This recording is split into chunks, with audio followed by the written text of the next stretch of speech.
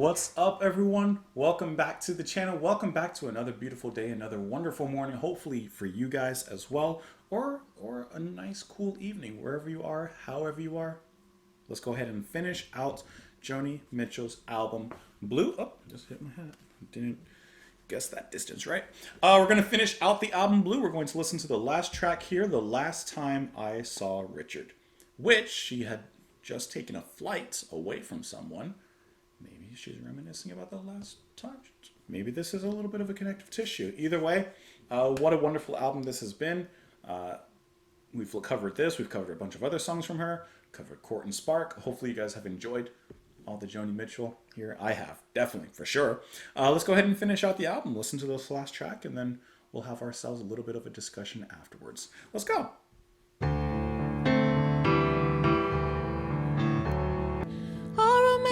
Meet the same fate someday, cynical and drunk. Now you're romanticizing some pain that's in your head. You got tombs in your eyes, but the songs.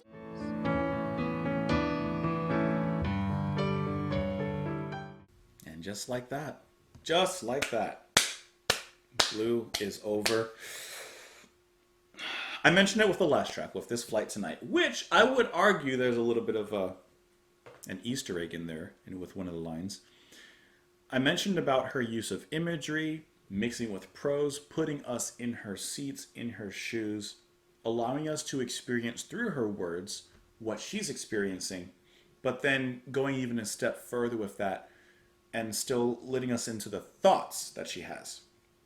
She presents the physical, and then she presents the emotional. And she does this all brilliantly with her words, of course. Piano playing is very nice as well. Accents her singing beautifully. Especially, there's one line in there, I mentioned it during the track. But when she begins speaking and saying, Richard, you really haven't changed, the notes begin to stay the same and just kind of play that same chord over and over again. So yes, those notes don't change, just like Richard hasn't changed. But also it kind of shows that she's, I don't want to say on the offensive necessarily in the conversation, but now it's her time to talk, where Richard has spoken before. So I like that this is the last time I saw Richard. And like I said, we're being put in her shoes at the last time that she saw Richard. And this was their conversation. And then she has some thoughts about it afterwards. This is just a really nice way to close the album. Once again, very reflective. The embodiment of the nature of Blue. The album, the feelings, the color even. Like, there's just a lot going on in here, and I just really enjoy the way that she presents it to us. The last time I saw Richard was Detroit in '68. He told me, all romantics meet the same fate someday. Cynical and drunk and boring someone in some dark cafe. You laugh, he said. You think you're immune. Go look at your eyes, they're full of moon. You like roses and kisses and pretty men to tell you all those pretty lies only when you're going to realize they're only pretty lies. Okay, so he says that. He says, one day you're going to realize that you're going to meet the same fate. All romantics meet this fate. And then that's how we open. In the last line, that's exactly what's happening. Dark cafes, only a cocoon, hiding behind bottles in dark cafes. All good dreamers pass this way someday. It came true for her. But she doesn't want to sit there and reminisce about it. I like the line where she says, dark cafes, only a dark cocoon, before I get my gorgeous wings and fly away. Only a phase, these dark cafe days. So yes, what Richard had said before, in a way, came true for her. But it's just a phase, just like Incubus said. It's just a phase, because this is just a dark cocoon, and soon she will break free of that and fly away on her beautiful wings. He didn't say that part. That's good. He put a quarter in the Wurlitzer and he pushed 3 buttons and the thing began to whir. A barmaid came in fishnet stockings and a bow tie and she said, drink up now, it's getting on close to time to close. And she says, Richard, you really haven't changed. I said, it's just that now you're romanticizing some pain that's in your head. You got tombs in your eyes, but the songs you punched are dreamy.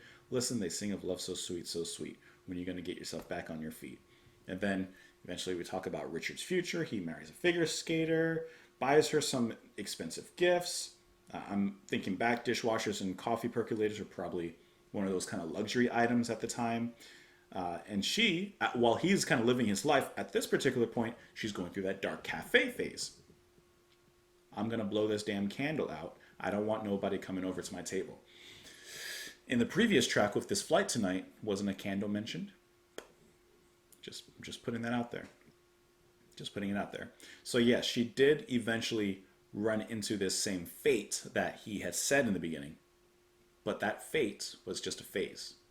And beautifully, she has flown more than I guess anyone could really imagine when you think about it. Let me see. There is a Wikipedia page about this particular track. It says, contrary to rumors regarding the song being about Mitchell's first husband, Chuck Mitchell, she has said it was inspired by a conversation with fellow folk singer Patrick Skye, in which he told her, "Oh, Joni, you're a hopeless romantic. There's only one way for you to go, hopeless cynicism." that's that's really good. That's a good line. I can understand how she got all of that just off of two simple lines through conversation. That's really nice. What did you think, though? How do you feel about the album? How did you feel about this specific track? Please let me know your thoughts in the comments down below. Obviously, you can follow me on Twitter. You can support me on Patreon.